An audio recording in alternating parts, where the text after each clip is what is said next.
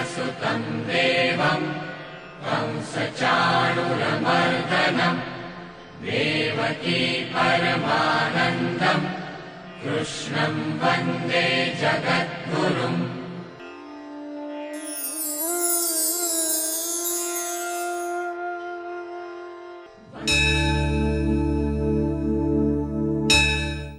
வெள்ளைச் சுரிசங்கொடு ஆழியேந்தி தாமரைக் கண்ணனன் நெஞ்சினூடே புள்ளைக் கடாக்கின்ன ஆற்றைக் காணீர் எஞ்சொல்லிச் சொல்லுகேன் அன்னமீர்காள்.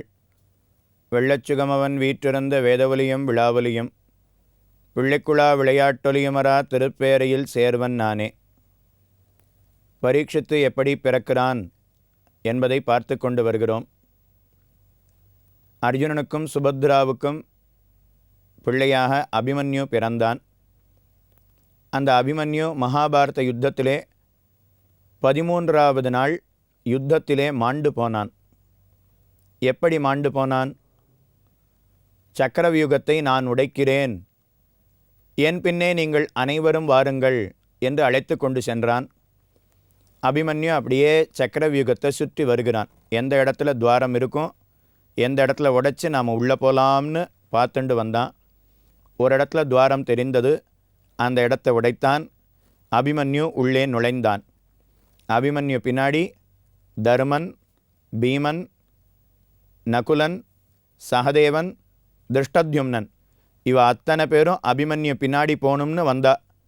அந்த சமயத்தில் ஜெயத்ரதன் என்பவன் வந்து அந்த இடத்தை மறைத்தான். அவர்கள் ஐவரும் உள்ள நுழையாதபடி அவன் தடுத்தான். யார் அந்த ஜெயத்ரதன் அப்படின்னா, துரியோதனனுக்கு ஒரு தங்கை இருந்தாள். அவளுக்கு துஷ்சலா அப்படின்னு பெயர். அந்த துஷ்சலாவை இந்த ஜெயத்ரதனுக்கு கல்யாணம் செய்து கொடுத்தார்கள். இந்த ஜெயத்ரதன் பஞ்சபாண்டவர்கள் வனவாசம் பண்ணின சமயத்திலேயே பஞ்சபாண்டவர்களிடத்திலே இவன் ஒரு அபகாரத்தை செய்தான், ஒரு தீய செயலை செய்தான். பஞ்சபாண்டவர்கள் வனவாசம் பண்ணினா இல்லையா, அந்த சமயத்தில் இவன் அந்த காட்டு மார்க்கமாக தன்னுடைய தேரில் வந்தான். திரௌபதி ஜலம் எடுத்துக்கொண்டு தன்னுடைய ஆசிரமத்தை நோக்கி சென்று கொண்டு இருந்தாள். மண்பானையில் ஜலம் எடுத்துட்டு போயின்னு இருக்கா. அந்த திரௌபதியினுடைய அழகை கண்டான் ஜெயத்ரதன், மோகித்தான். திரௌபதியை வலிய கவர்ந்து தன்னுடைய தேரிலே வைத்து கொண்டு தன்னுடைய இருப்பிடத்தை நோக்கி திரௌபதியை கவர்ந்து கொண்டு சென்றான். தர்மபுத்திரன் பார்த்து, திரௌபதி அவள் ஜலம் எடுக்கணும்னு போனாலே இன்னும் வரலையே, ரொம்ப நேரமாச்சே, அரை மணி நேரத்தில் வந்துடுவா, ஆனால் இன்றைக்கி 4 மணி நேரம் ஆகியும் திரௌபதி வரவில்லையே. உடனே தர்மபுத்திரன் பார்த்து பீமனையும் அர்ஜுனனையும் அழைத்து, நீங்கள் இருவரும் திரௌபதியை தேடி அழைத்து கொண்டு வாருங்கள் சொன்னார். அவள் 2 பேரும் திரௌபதி எந்த வழியாக வந்திருக்காளோ அதே வழியாக வந்து பார்த்தா ஓரிடத்திலே மண்பானை உடைந்து இருக்கிறது, ஜலம் கொட்டி இருக்கிறது. திரௌபதியினுடைய காலடி சுவடுகள், இன்னொரு ராஜாவினுடைய காலடி சுவடுகள், ஒரு ரதம், தேர் சக்கரம், அது பதிந்திருக்கக்கூடிய சுவடுகள், இது எல்லாத்தையும் இருவரும் கண்டார்கள். அப்படின்னா யாரோ திரௌபதியை இந்த இடத்துல இருந்து கடத்தி கொண்டு சென்று இருக்க வேணும் அர்ஜுனனும் பீமனும் முடிவு செய்தார்கள். இப்போ அர்ஜுனன் தானும் பானப்பிரயோகம் செய்தான். ஒரு அஸ்திரத்தை தானும் தொடுத்தான். அது அந்த காடு முழுக்க பானங்களாகவே தானும் நிறைத்தது. காடு முழுக்க பானமாயிடுத்து. அதனால் ஜெயத்ரதனால் தேரை ஓட்ட முடியவில்லை. பானத்துக்கு நடுவிலே தேரை ஓட்ட முடியாமல் சிக்கிக்கொண்டான். இப்போ பீமனும் அர்ஜுனனும் எந்த இடத்துல தேர் அந்த தடம் சென்றதோ அந்த தடத்தின் வழியாக பின்தொடர்ந்து ஜெயத்ரதனை பிடித்தார்கள். அவனிடத்திலிருந்து திரௌபதியை காப்பாற்றினார்கள். ஜெயத்ரதனை அடித்து உதைத்தார்கள். இவனை இப்பொழுதே கொன்று விடுவோம் பீமன் சொன்னார். அர்ஜுனன் பார்த்து, கூடாது, தர்மபுத்திரனிடத்தில் இவனை ஒப்படைப்போம், அவர் என்ன தண்டனை கொடுக்கிறாரோ அதை நிறைவேற்றுவோம் சொன்னார். திரௌபதி அழைத்து கொண்டு இந்த ஜெயத்ரதனை கட்டி இழுத்து கொண்டு வந்து தர்மனிடத்தில் நடந்ததை சொன்னார்கள். உடனே தர்மன் பார்த்து, இவன் தீய காரியத்தை செய்திருக்கிறான், இருந்தாலும் நம்முடைய தங்கையினுடைய மணாளன், துரியோதனனுடைய தங்கை துஷ்சலை, துஷ்சலையினுடைய மணாளன்தானே இந்த ஜெயத்ரதன். அவர்கள் பஞ்சபாண்டவர்களை தன்னுடைய சகோதரர்களாக பார்க்கல. ஆனால் தர்மபுத்திரன் பஞ்சபாண்டவர்களில் இருக்கக்கூடிய தர்மபுத்திரன் தன்னுடைய சகோதரராக துரியோதனனை பார்த்து அவனுடைய தங்கையான இந்த துஷ்சலாவை தன்னுடைய சகோதரியாக பார்த்து அவளுடைய மணாளனை நாம் கொன்றுவிட்டால் நம்முடைய தங்கையினுடைய வாழ்க்கையை நாமே அழித்ததாக ஆகிவிடும். அதனால் இதை செய்ய வேண்டாம். ஆனால் இவன் செய்திருக்கக்கூடிய தவற்றுக்கு இவனுடைய தலையை முண்டனம் செய்து விடுவோம் முடிவு பண்ணினான். தலையை நன்னா மழிச்சிட்டா. தாடி மீசை எல்லாத்தையும் மழித்து அவனுடைய தலையில் கரும்புள்ளி செம்புள்ளி குத்தி அனுப்பினான். இப்படியே நான் எப்படி ராஜ்யத்துக்கு திரும்புவது? ராஜ்யத்தில் இருக்கிறவாள்லாம், ஓ நம்ம ராஜாவுக்கு இப்படி ஒரு அவமானமா? என்னை பார்த்து சிரிப்பர்களே, என்னை அவமதிப்பர்களே, நான் இப்படியே காட்டுக்கு போகமாட்டேன் என்று ஜெயத்ரதன் முடிவு செய்தான். ராஜ்யத்திற்கு நாட்டுக்கு செல்ல மாட்டேன் என்று முடிவு செய்தான். காட்டிலே ஓரிடத்திலே அமர்ந்து ருத்ரமூர்த்தியை குறித்து தவம் புரிந்தான். கடுமையாக ருத்ரமூர்த்தியை குறித்து தவம் புரிந்தான் ஜெயத்ரதன். ருத்ரமூர்த்தி ஜெயத்ரதனுக்கு காட்சி கொடுத்தார். உமக்கு என்ன வேணும், என்ன வரம் வேணுமோ கேளும், நான் தருகிறேன் சொன்னார். அர்ஜுனனை அழிக்க வேண்டும், அர்ஜுனனை கொல்லும்படியான சக்தி எனக்கு ஏற்பட வேண்டும், அந்த வரத்தை கொடும்னு கேட்டார். உடனே ருத்ரமூர்த்தி பார்த்து, அர்ஜுனனை உன்னால் ஒரு காலம் கொல்ல முடியாது, வேறு ஏதாவது வரம் கேள் சொன்னார். அப்படின்னா அர்ஜுனனை தவிர மீதி இருக்கக்கூடிய 4 நான் கொல்ல வேண்டும் சொன்னார். அதுவும் உன்னால் முடியாது, அந்த வரத்தையும் தர முடியாது, வேறு ஏதாவது கேள். சரி, அர்ஜுனனை கொல்ல வேண்டாம், ஒரே ஒரு நாள் யுத்தத்தில் அர்ஜுனனை நான் ஜெயிக்கணும் அப்படின்னு கேட்டான். அதுக்கும் உனக்கு சாமர்த்தியம் கிடையாது. கண்ணன் அர்ஜுனனுக்கு அருகிலே இருக்கும் வரை அர்ஜுனனை யாராலும் வெல்ல முடியாது. வேணும்னா ஒன்று பண்ணுறேன், அர்ஜுனனை தவிர மீதி இருக்கக்கூடிய தர்மன், பீமன், நகுலன், சகதேவன் இவா 4 நீ ஒரே ஒரு நாள் யுத்தத்திலே ஜெயிக்கலாம். அவ 4 பேரையும் கொல்ல முடியாது.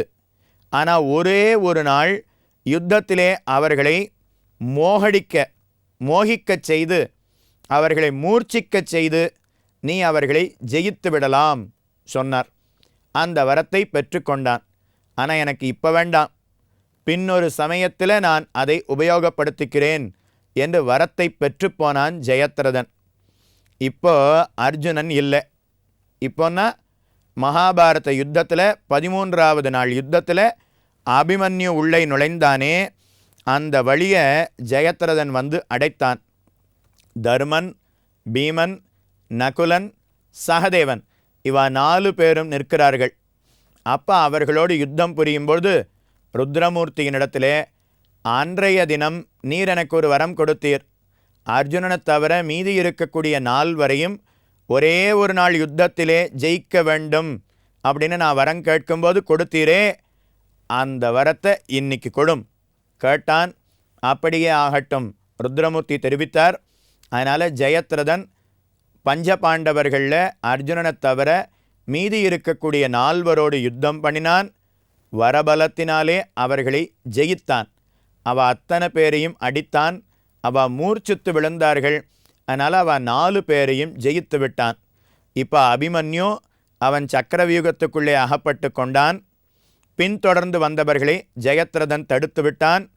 இப்போ அவர்கள் 4 பேரையும் மூர்ச்சிக்க செய்துவிட்டு ஜெயத்ரதன் அபிமன்யுவோடே சண்டைக்கு வந்தான். ஒரே சமயத்தில் அபிமன்யு துரியோதனனோடே, துஷ்சாசனனோடே, துரோணாச்சாரியரோடே, சகுனியோடே, கர்ணனோடே, அஸ்வத்தாமாவோடே சண்டை புரிந்து கொண்டிருக்கக்கூடிய சமயத்தில் பின்னாடி வந்து அவனுடைய முதுகிலே, அபிமன்யுவனுடைய முதுகிலே ஜெயத்ரதன் கத்தியை எடுத்து அப்படியே சொருகினான். அதனால் அபிமன்யு மாண்டு போனான். அதனால் அபிமன்யு மாழ்வதற்கு ஜெயத்ரதன் காரணமாக இருந்தான். இது அர்ஜுனன் கேள்விப்பட்டு, என்னுடைய பிள்ளையான அபிமன்யு மரணமடைவதற்கு இந்த ஜெயத்ரதன் தானே காரணம், அடுத்த நாள் சூரிய அஸ்தமனம் ஆகுவதற்கு முன்பாக ஜெயத்ரதனை வதம் பண்ணுகிறேன் என்று அர்ஜுனன் சபதமிட்டான். அதே போல கண்ணனுடைய அனுகிரகத்தினாலே ஜெயத்ரதனை வதம் செய்தான் அர்ஜுனன். இப்போ எதுக்காக சொல்ல வந்தேன்னா, இப்போ அபிமன்யு மாண்டு போனான்னு பார்த்தோமே, அப்பொழுது அபிமன்யுவனுடைய பத்தினியான உத்தரை கர்ப்பம் தரித்தாள். அந்த கர்ப்பத்தில் இருந்து பிறந்த பிள்ளை பரீட்சித்து. ஆனால் இன்னும் எவ்வளோ கஷ்டப்பட்டு பரீட்சித்து பிறந்திருக்கான், அது ஒரு சரித்திரம். மகாபாரத யுத்தம் 18 நாட்கள் நடைபெற்றது. 18வது நாள் துரியோதனன் மாண்டு போனான். அவன் இன்னும் பிராணன் போகலை, குற்றுயிரும் குலையுயிருமாக கிடக்கிறான். இன்னொரு அரை மணி நேரத்தில் துரியோதனனுக்கு பிராணன் போயிடும். அந்த சமயத்தில் அத்தனை பேரும் பஞ்சபாண்டவர்கள் துரியோதனனை அப்படியே குற்றுயிரும் குலையுயிருமாக அந்த யுத்த களத்திலே விட்டு சென்று விட்டார்கள். துரியோதனனுடைய நண்பன் துரோணாச்சாரியருடைய பிள்ளை, அவனுக்கு அஸ்வத்தாமா என்று பெயர். அந்த அஸ்வத்தாமா அவன் பார்த்து, துரியோதனனுக்கு நாம் ஏதாவது கடைசி சமயத்தில் ஒரு நல்லது பண்ணணும், என்ன செய்யலாம் யோசித்தான். 18வது நாள் இரவு பொழுதிலே பஞ்ச பாண்டவர்களுடைய கூடாரத்துக்கு சென்று அவ தூங்கிண்டு இருக்கும்போது அவர்களுடைய தலையை வெட்டி விடுவோம் என்று சென்றான். ஒரு வீரன் உறங்கிக் கொண்டிருப்பவனை கொல்லுவதுங்கிறது கூடாது. பெண்ணை கொல்லுவது கூடாது, வேதமோதிய அந்தணனை கொல்லுவது கூடாது, பயந்து ஓடுபவனை கொல்லுவது கூடாது, உறங்கிக் கொண்டு இருப்பவனை கொல்லுவது கூடாது. யாரை கொல்லக்கூடாதுன்னு தர்மசாஸ்திரம் சொல்லியிருக்கு. அதை சொன்னால் அதை மட்டுமே நம்ம சொல்லிகிட்டே போகலாம். இப்போ அது இருக்கட்டும், எதுக்காக சொல்ல வந்தேன்னா, பஞ்சபாண்டவர்களுடைய கூடாரத்தில் 5 பேர் உறங்கி இருந்தார்கள்.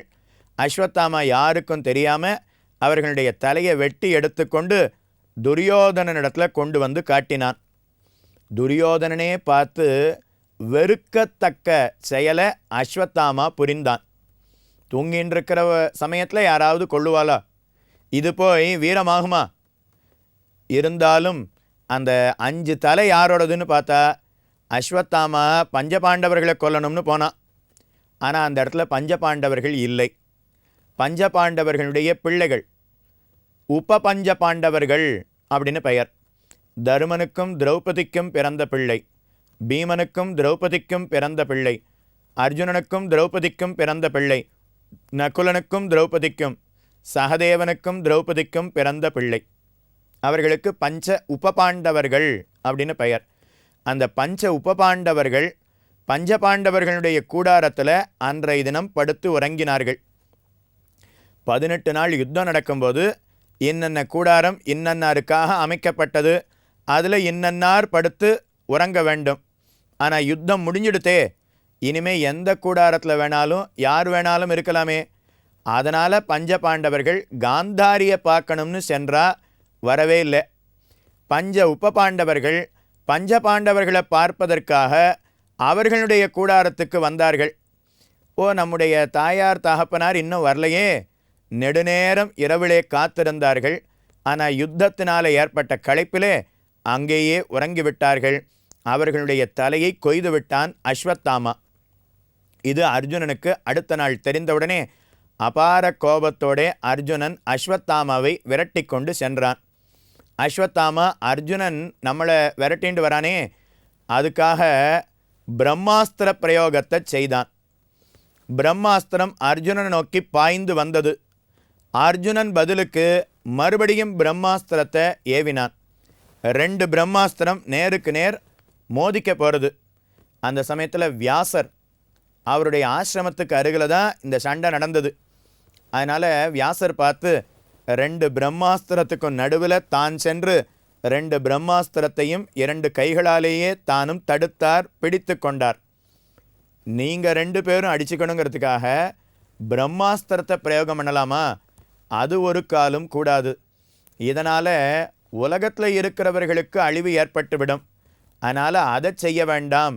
அர்ஜுனா, நீ பிரம்மாஸ்திரத்தை ஏவி விட்டாய், திரும்ப பெற்றுக்கொள் சொன்னார். உடனே வியாசர் பெரியவர் சொல்லுகிறாரே, அர்ஜுனனும் அதை வாங்கிறதுக்கு என்ன மந்திரம் உண்டோ அதை சொல்லி பிரம்மாஸ்திரத்தை திரும்ப வாங்கி கொண்டான். ஆனால் அஸ்வத்தாமாவுக்கு பிரம்மாஸ்திரத்தை ஏவ தெரியுமே தவிர திரும்ப வாங்குவதற்கு அவருக்கு தெரியாது. நாம் ஒரு அணுகுண்டு வைக்கிறோம்னு வச்சுப்போம், வைக்க வேண்டாம், ஆனால் வைக்கிறோம்னா நமக்கு அணுகுண்டு வைக்கவும் தெரியணும், அது மட்டுமல்ல அதை எப்படி செயலிழக்க செய்ய வேணும் அதையும் சேர்த்து படிக்கணும். ஆனால் அர்ஜுனன் இந்த ரெண்டுத்தையும் அறிந்தான். அஸ்வத்தாமா அவனுக்கு எரிய தெரியுமே தவிர திரும்ப வாங்குவதற்கு தெரியாது. இப்போ அந்த பிரம்மாஸ்திரம் அர்ஜுனனை நோக்கி சென்றது. பக்கத்தில் கண்ணன் இருந்தார். கண்ணன் இருக்கிறது வரை அர்ஜுனனை யாராலும் அழிக்க முடியாது. திரும்ப அந்த அஸ்திரம் மறுபடியும் அஸ்வத்தாமாவினிடத்திலே சென்றது. அஸ்வத்தாமா பார்த்து, அர்ஜுனனை கொல்லணும்னு அனுப்பினோம், நம்மால் முடியலை, வேணும்னா ஒன்று பண்ணுறேன், அர்ஜுனனுடைய பிள்ளை அபிமன்யு அவன் ஆண்டு போனா, அடுத்தது அபிமன்யுவனுடைய பிள்ளை, அந்த பிள்ளை உத்தரையினுடைய கர்ப்பத்தில் இருக்கானே, இந்த அர்ஜுனனுக்கு சந்ததியே இருக்கக்கூடாது. உத்தரையினுடைய பிள்ளையை மட்டும் நாம் அழிச்சிட்டா பஞ்சபாண்டவர்களில் யாருக்குமே சந்ததி இல்லாமல் ஆகிவிடும். அதனால் அந்த உத்தரையினுடைய கர்ப்பத்தை நோக்கி இந்த அஸ்திரத்தை ஏவி விட்டான். பிரம்மாஸ்திரம் நேர உத்தரையினுடைய கர்ப்பத்தை நோக்கி வந்தது. உத்தரை அப்படியே பயந்து போனாள். அவ நேர கண்ணனிடத்திலே ஓடி வந்து, கண்ணா, நீதான் எங்களை காப்பாற்ற வேணும் சொன்னா. உத்தரை அழுவதை பார்த்து, தன்னுடைய மருமகள் அழுகிறாளே என்று திரௌபதி அழுது புலம்பினாள். அவளும் கண்ணனிடத்திலே வேண்டினாள். திரௌபதி அழுவதை பார்த்து, தன்னுடைய மருமகள் அழுகிறாளே என்று குந்தி தேவி அவ பார்த்து கண்ணனிடத்திலே வேண்டினாளாம். கண்ணா, இந்த உத்தரையினுடைய கர்ப்பத்திலே வளரக்கூடிய குழந்தையை நீதான் ரட்சிக்க வேண்டும் என்று குந்தி தேவி கண்ணனிடத்திலே தானும் வேண்டினாள். அந்த குந்தி கண்ணனை அப்படியே ஸ்தோத்திரம் பண்ணினாளாம். இது பாகவதத்தில் குந்தி பண்ணியிருக்கக்கூடிய ஸ்தோத்திரம் அப்படிங்கிறது மிகவும் பிரசித்தம். நமஸ்யே புருஷம் துவாம் அத்யமீஸ்வரம் பிரகிருதே பரம் அலட்சியம் சர்வபூதானாம் அந்தர்பகிர் அவஸ்திதம். பகவான் உள்ளேயும் இருக்கிறான், வெளியிலேயும் இருக்கிறான். அதனால் அப்படிப்பட்ட நாராயணன் நீயே, உன்னை நான் வணங்குகிறேன். நீயே உலகத்தில் இருக்கக்கூடிய அனைத்தையும் படைத்தவன், அனைத்துக்கும் ஆதி நீயே, அனைத்து சக்தியையும் உடையவன் நீயே. கிருஷ்ணாய வாசுதேவாய தேவகி நந்தனாய ச நந்தகோபகுமாராய கோவிந்தாய நமோ நமஹ. தேவகி நந்தனனே, கோபகுமாரா, கோவிந்தா, உன்னை நான் வணங்குகிறேன். உத்தரையினுடைய கர்ப்பத்தில் இருக்கக்கூடிய குழந்தையை நீ ரட்சிப்பாய். நமப் பங்கஜ நாபாய நமப் பங்கஜ மாலினே நமப் பங்கஜ நேத்ராய நமஸ்தே பங்கஜாங்கிரயே நமப் பங்கஜ நாபாய. பகவானுடைய நாபியில் ஒரு தாமரை இருக்கும். அதனால் கொப்பூளில் தாமரையை உடையவனே, நமப் பங்கஜ மாலினே, தாமரையை மாலையை தன்னுடைய தோளிலே அணிந்திருப்பவனே, நமப் பங்கஜ நேத்ராய. அடுத்து தாமரை போன்ற கண்ணை உடையவனே, நமஸ்தே பங்கஜாங்கிரயே, தாமரை போன்ற திருவடிகளை உடையவனே என்று குந்தி தேவி கண்ணனைத்தானும் ஸ்தோத்திரம் பண்ணினாள். மேலும் குந்தியினுடைய ஸ்தோத்திரத்தை மேலும் அடுத்த நாள் நாமும் அனுபவிப்போம்.